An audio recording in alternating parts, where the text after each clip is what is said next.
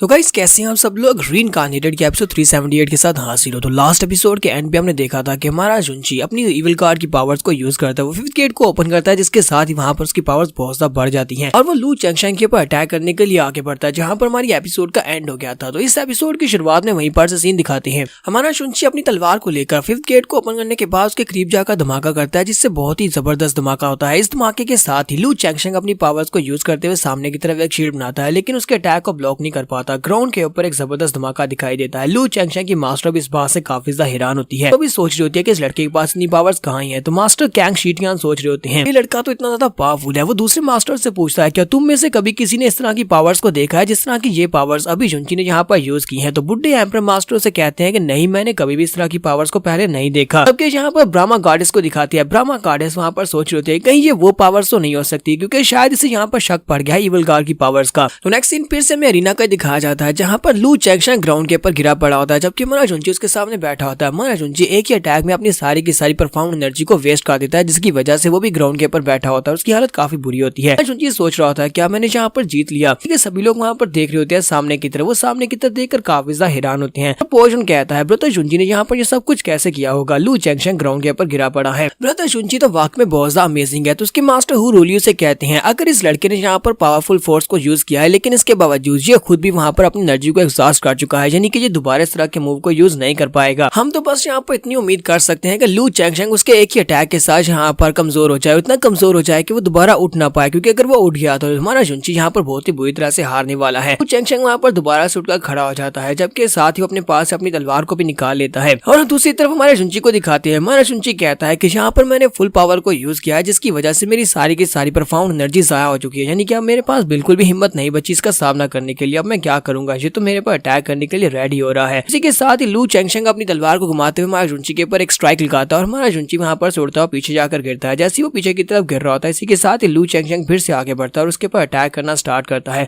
इस बार वो जाकर हमारे जुंची को उसकी गर्दन से पकड़ लेता है। वो उसको गले से पकड़ने के बाद ग्राउंड के ऊपर पटक देता है। तो हमारा जुंची ग्राउंड के ऊपर पटकता है, तो इससे लू चैंगशैंग काफी ज्यादा खुश हो रहा था, क्योंकि उसके पास अभी काफी सारी एनर्जी होती है। जबकि हमारे जुंची ने अपनी एनर्जी को एग्जॉस्ट कर दिया, तो उसे ग्राउंड के अंदर धंसा देता है और साथ ही अपने पाँव को ऊपर उठाता है और उसे कहता है मुझे ये बात अच्छी तरह से पता है कि तुम एक बहुत ही टफ लड़की और तुम यहाँ पर इतनी आसानी से हार तो बिल्कुल भी नहीं मानोगे। तो इसी वजह से मैं यहाँ पर तब तक तुम्हें पीटता रहूंगा जब तक कि तुम मुझसे माफी की भीख नहीं मांगते और खुद ही हार नहीं मान लेते। तो इस बार लू चैंगशैंग उसे ह्यूमिलिएट करने की कोशिश कर रहा है, तो अपने पाँव को ऊपर उठाता है, हमारे जुंची के मुंह के ऊपर दे मारता है। जब वो उसके मुंह पर एक पैर मारता है, तो इसी के साथ ही ड्रैगन एम्पर को दिखाते हैं। ड्रैगन एम्पर बहुत ज्यादा गुस्सा हो जाता है, क्योंकि ड्रैगन को मानते हैं, इसी वजह से उनकी बॉडी के अंदर ड्रैगन की सोल है और हमारे जुंची के पास भी क्योंकि ड्रैगन की सोल है। तो जब कोई उसे ह्यूमिलिएट करेगा तो ड्रैगन एम्पर को झटका तो लगेगा। वो कहते हैं ये कमीना क्या ये मरना चाहता है। मास्टर कैंग शीटियान और बुड्ढा एम्पर गार्ड वो दोनों भी इस बात से काफी ज्यादा हैरान होते हैं। ड्रैगन एम्पर उन लोगों से कहते हैं प्लीज मुझे माफ करना, लगता है कि थोड़ी देर के लिए मैंने अपना गुस्सा कंट्रोल नहीं कर पाया। ब्रह्मा गॉडेस यहाँ पर इस बात से काफी ज्यादा घबराई हुई होती है। वो कहती है अगर यहाँ पर ड्रैगन एम्पर जो कि ड्रैगन्स में सबसे ज्यादा पावरफुल है और ड्रैगन लिनिएज में सबसे ज्यादा स्ट्रॉन्गेस्ट है, वो यहाँ पर जुंची के बॉडी के अंदर जो ड्रैगन सोल है उसको नुकसान पहुंचने पर इतना ज्यादा रिएक्शन दे सकते हैं। तो इसका मतलब यह है कि जुंची की बॉडी के अंदर जो ड्रैगन सोल है कोई एक्स्ट्रा ऑर्डिनरी ड्रैगन सोल है, कोई आम सी ड्रैगन सोल नहीं है। बुड्ढे ड्रैगन गार्ड उसे कहते हैं कि तुम्हें इस बारे में ज्यादा बात करने की जरूरत नहीं है, हम सभी लोग इस बारे में अच्छी तरह से जानते हैं कि इस वक्त पूरे के पूरे गार्ड राम में अगर कोई ऐसी टचेबल फोर्स है तो वो ड्रैगन गार्ड की है, यानी कि ड्रैगन एम्पर की ड्रैगन रैथ है। कि दूसरी तरफ से लू चैंगशैंग की जो मास्टर होती है उसके साथ जो दूसरा साथी होता है वो भी यही कह रहा होता है। वो कहता है कि लू चैंगशैंग ये किस तरह बिहेव कर रहा है, लगता है कि वो पागल हो गया है, उसे इस तरह बिल्कुल भी नहीं करना चाहिए, वो जुंची के साथ ये सब कुछ नहीं कर सकता। कि मास्टर उसे कहती है नहीं, उसे करने दो, जो भी वो करना चाहता है वो यहाँ पर कुछ भी कर ले, उसके जितने भी कॉन्सिक्वेंसेस होंगे उन सभी को मैं बियर करने को तैयार हूँ, यानी कि मैं सब कुछ संभाल लूंगी। तो लू चैंगशैंग अभी भी हमारे जुंची के मुंह के पर पंचेस मार रहा होता है। इसी के साथ ही मास्टर चू हुई आगे बढ़ते हैं। तो मास्टर चू हुई उसे कहते हैं जरा रुक जाओ, क्योंकि वो बीच में आकर जुंची को बचाना चाहते हैं। वो जुंची से कहते हैं जुंची मुझे अच्छी तरह से पता है कि तुम इस बैटल को हारने वाले हो, प्लीज शांत हो जाओ, शांत होने के बाद जरा सोचो और उसके बाद फैसला लो। मैं चाहता हूँ कि तुम यहाँ पर हार मान लो, क्योंकि अगर तुम यहाँ पर हार मान लेते हो तो ये मैच यहीं पर खत्म हो जाएगा, वरना ये तुम्हारे पर अटैक करता रहेगा और मैं भी इसको रोक नहीं सकूंगा जब तक कि या तो तुम मर नहीं जाते या फिर तुम हार नहीं मानते। तो चैंगशैंग भी यहाँ पर सोच रहा होता है ये हो क्या रहा है, क्या ये भी यहाँ पर इसको बचाना चाहता है। मास्टर चू हुई फिर से मैं जुंची से कहते हैं जुंची तुम्हारा फ्यूचर अभी बहुत ज्यादा ब्राइट है, तुम्हें अभी बहुत ज्यादा कुछ करना है, तुम यहाँ पर एक छोटे से मैच के लिए अपने फ्यूचर को दांव पर नहीं लगा सकते, अपनी कल्टीवेशन को क्रिपल मत होने दो। जुंची के जितने भी चाहने वाले होते हैं वो सभी लोग वहाँ पर खामोश खड़े होते हैं और सभी लोग वहाँ पर बस देख रहे होते हैं कि अब यहाँ पर क्या होने वाला है, जुंची यहाँ पर क्या फैसला लेगा। जबकि हमारा जुंची अपने हाथ को ऊपर की तरफ उठाता है, अपने हाथ को उठाकर साथ ही वो मास्टर मोली के बारे में सोचता और कहता है अभी तो मुझे अपनी जैस्मीन के पास जाना है, मुझे अपनी मास्टर मोली के पास जाना है। मैं इस तरह यहाँ पर बिल्कुल भी नहीं हार सकता, क्योंकि उसने शर्त रखी थी कि मुझे पहले नंबर पर आना है, तो मुझे यहाँ पर इस कंपटीशन को जीतना ही होगा। ऐसे ही महाराज जुनची अपने हाथ को उठाता है तो मास्टर चू हुई लू चेंगशेंग से कहते हैं ये नहीं मानेगा, ठीक है तुम कंटिन्यू कर सकते हो। लू चेंगशेंग काफी ज्यादा खुश हो जाता है और कहता है तो फिर ठीक है। इसी के साथ ही आसमान के ऊपर पर्पल लाइटनिंग को दिखाते हैं। ये पर्पल लाइटनिंग काफी ज्यादा स्पेशल होती है, लेकिन लू चेंगशेंग को इस बारे में बिल्कुल भी नहीं पता होता। वो अपनी तलवार को उठाता है, महाराज जुनची को मारने की कोशिश करता है। वो अपनी तलवार को उठाकर उसे मारने लगा। इसी के साथ ही कैरेक्टर को दिखाते हैं जो कि बुड्ढे एम्परर मास्टर के पास आते हैं और कान में आकर उसके बात बताते हैं कि आसमान के ऊपर पर्पल लाइटनिंग को देखा गया है। बात सुनने के बाद बुड्ढे एम्परर मास्टर काफी ज्यादा हैरान होते हैं। ड्रैगन एम्परर से कहता है कि ब्रदर ज़ूटियान जुन क्या हुआ, क्या यहाँ पर कोई खास बात है? तो बुड्ढे एम्परर मास्टर से कहते हैं हाँ एक काफी ज्यादा खास बात है। बुड्ढे एम्परर मास्टर ड्रैगन एम्परर को बताते हैं कि अचानक से एक बड़ा सा काले रंग का बादल हमारी इस ईस्टर्न डिवाइन राम की तरफ आगे बढ़ रहा है और उसने पूरे के पूरे सी एरिया को कवर कर लिया। और इस वक्त हमारे डिवाइन सी एरिया जहाँ पर जो कंपटीशन हो रहा है इस एरिया को भी उसने कवर कर लिया है। सभी एम्परर्स बुड्ढे एम्परर की बात सुनने के बाद काफी ज्यादा हैरान होते हैं। तो बुड्ढे एम्परर मास्टर उनसे कहते हैं ये बात वाकई में सच है कि इस वक्त हमारे पूरे आसमान को ब्लैक कलर के बादलों ने किया हुआ है। फिर साथ ही वो ड्रैगन एम्परर से कहते हैं ड्रैगन एम्परर आपकी उम्र 3,50,000 साल हो चुकी है, क्या आपने अपने 3,50,000 साल की उम्र में कभी इस तरह का कोई फिनोमिना देखा है? आसमान के ऊपर इतने सारे काले बादल देखे हैं जिनके अंदर से पर्पल लाइटनिंग निकल रही हो। ड्रैगन एम्परर से कहते हैं नहीं मैंने अपनी जिंदगी में कभी भी इस तरह का फिनोमिना नहीं देखा। तो बुड्ढे ड्रैगन एम्परर अपने साथ के 3 और एल्डर से कहते हैं जो कि वाकई में काफी सारे एंशिएंट एम्परर्स होते हैं। वो उनसे कहते हैं एल्डर्स क्या तुम लोग इस बारे में कुछ कहना चाहते हो, क्योंकि तुम सभी लोग 3 टियांजी एल्डर्स हो, तुम्हें तो इस बारे में पता होगा, तुमने कभी इस तरह की विजन देखी है? तो वो तीनों ही एल्डर्स के सामने अपने सर झुका देते हैं और कहते हैं नहीं ड्रैगन गॉड एम्परर्स और नहीं एम्परर्स, हमने इस तरह का विजन नहीं देखा। लोग जो देखने के बाद और सुनने के बाद काफी हैरान होते हैं कि आखिर ये किस किस्म का फिनोमिना है कि हमने इसको पहले कभी नहीं देखा। तो आसमान के ऊपर से पर्पल कलर की ठंडर गिरना स्टार्ट होती है। ये देखकर ये सभी लोग काफी ज्यादा हैरान होते हैं। बुड्ढा एम्परर मास्टर कहता है ये तो पर्पल ठंडर है, लेकिन ये तो डिवाइन ट्रैबुलेशन है और डिवाइन ट्रैबुलेशन यहाँ पर कैसे गिर सकती है? जुनची की जो कल्टीवेशन है वो तो इस वक्त डिवाइन ट्रैबुलेशन राम की पीक पर है, लेकिन इस वक्त यहाँ पर ठंडर ट्रैबुलेशन और ठंडर क्लैमिटी को बिल्कुल भी नहीं बुला सकता। में से एम्परर गार्ड उनसे कहता है ऐसा नहीं हो सकता, ये कोई ठंडर डिजास्टर कैसे हो सकता है? अगर यहाँ पर एंशिएंट डीमन गार्ड खुद भी चला था, मुझे नहीं लगता कि वो भी यहाँ पर इस एंशिएंट डिजास्टर को बुला सकता था, क्योंकि ठंडर क्लैमिटी को बुलाना किसी के बस की बात नहीं है। लेकिन गार्ड भी उनसे कहते हैं ये बात तो वाकई में सच है कि ये हिमालय ट्रैबुलेशन का ठंडर बोल्ट है। तो हिमालय ट्रैबुलेशन का ठंडर बोल्ट जैसी ग्राउंड के ऊपर गिरता है वो सीधा जुनची के ऊपर गिरता है। इसी के साथ ही लू चेंगशेंग और मास्टर चू दोनों पीछे की तरफ गिर जाते हैं। ये सभी लोग इस बात से काफी ज्यादा हैरान होते हैं। बाकी ये सभी लोग जो कि आम जनता होती है वो सभी लोग भी काफी ज्यादा हैरान होते हैं और कहते हैं तो यहाँ पर सेकंड लेवल की डिवाइन ट्रैबुलेशन की ठंडर है, लेकिन ये जुनची के ऊपर क्यों गिर रही है? तो वो ठंडर ट्रैबुलेशन हमारे जुनची के ऊपर गिर रही होती है। देखने के बाद बाकी के सभी लोग और भी ज्यादा हैरान होते हैं। तो बुड्ढा मास्टर एम्परर कहता है योर हाइनेस ड्रैगन एम्परर, आपकी वेस्टर्न डिवाइन राम में क्या आपने कभी सुना है कि आपके किसी बंदे के ऊपर 3rd लेवल की डिवाइन ट्रैबुलेशन गिरी हो? ड्रैगन एम्परर से कहता है नहीं, हमारी ईस्टर्न डिवाइन राम में इस तरह का कुछ भी नहीं हुआ। साथ ही वो से कहते हैं लेकिन इस लड़के के ऊपर जो डिवाइन ट्रैबुलेशंस गिर रही हैं ये अभी तक खत्म नहीं हुई, बस देखते जाओ, क्योंकि मुझे लगता है कि अभी और ज्यादा डिवाइन ट्रैबुलेशन और ज्यादा थंडरबोल्ट्स इसके ऊपर गिरने वाले हैं। ठीक है, साथ ही आसमान के ऊपर से एक और थंडरबोल्ट गिरता है तो वो ये देखकर वो भी हैरान होते हैं और कहते हैं ये तो 4th लेवल की लाइटनिंग है। इसी के साथ ही वहाँ पर 5th लेवल की लाइटनिंग भी गिरती है जो कि हमारे जुनची के ऊपर डायरेक्टली गिर रही होती है। ऐसी वहाँ पर 5th लेवल की लाइटनिंग उन दोनों के ऊपर गिरती है। इसी के साथ लू चेंगशेंग और मास्टर चू हुई दोनों ही वहाँ पर काफी दूर जाकर गिरते हैं और इस लाइटनिंग की वजह से काफी ज्यादा बुरी तरह से हिट होते हैं। यहाँ पर क्या होने वाला है हम नेक्स्ट एपिसोड में देखेंगे। जुनची की बॉडी के ऊपर आसमान से डिवाइन ट्रैबुलेशन गिर रही है। ट्रैबुलेशन से क्या होगा, क्या उसे पावर मिलेगी या फिर वो ब्रेक थ्रू करेगा, ये हमें नेक्स्ट एपिसोड में पता चलेगा। एपिसोड की एक्सप्लेनेशन अच्छी लगी हो तो कमेंट करके जरूर बताइएगा। चैनल को सब्सक्राइब कर दे, वीडियो को लाइक और शेयर कर दे। शुक्रिया।